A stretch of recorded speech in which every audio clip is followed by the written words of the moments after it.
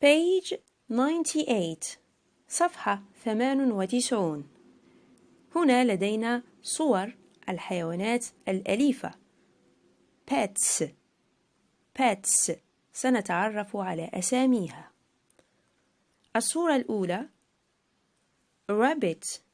rabbit أرنب rabbit.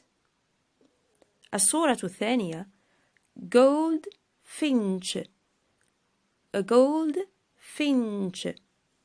وهو نوع من الطائر الدوري. gold بمعنى ذهبي أو الذهب gold ذهبي أو الذهب. ثم لدينا الكلب الدوغ. بعدها لدينا canary طائر الكناري. ثم لدينا hamster حيوان الهامستر.